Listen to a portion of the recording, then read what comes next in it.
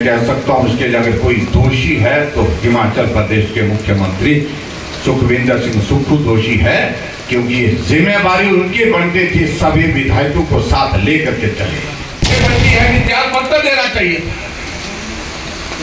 और मैं इस बात को कहता हूं कि अगर मैं सुक्खू जी की जगह होता मैं उसी वक्त त्याग पत्र देता, क्योंकि हिमाचल प्रदेश में जब बहुमत किसी नेता के साथ नहीं है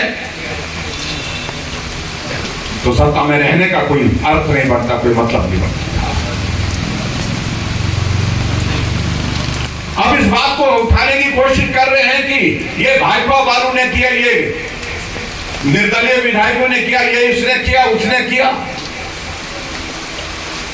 मैं कह सकता हूं उसके अगर कोई दोषी है तो हिमाचल प्रदेश के मुख्यमंत्री सुखविंदर सिंह सुक्खू दोषी है, क्योंकि जिम्मेदारी उनकी बनती थी सभी विधायकों को साथ लेकर के चले।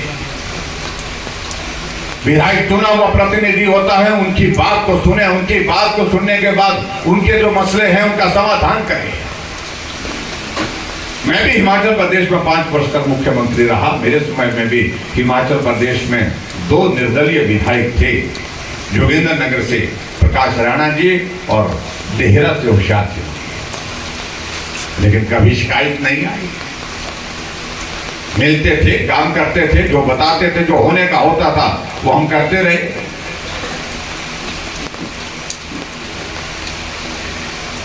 लेकिन बात सही मायने में कहां से बिगड़ी जब राज्यसभा के वोट की बात आई।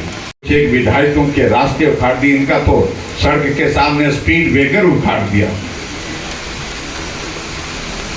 लेकिन अपना ही विधायक इनके थे जो इनके साथ नहीं चले। रवि ठाकुर जी, पुश्तैनी घर है, पुराना घर है, वर्षों पुराना घर है, और उस घर का जो रास्ता चलता था वहां पर दीवार खड़ी कर दी, क्योंकि सरकारी जमीन से होकर के रास्ता जाता है। अरे कौन सा घर है इस देश में, इस प्रदेश में, जहां सरकारी जमीन से होकर के घर का रास्ता नहीं जाता है, घर की सड़क नहीं जाती है।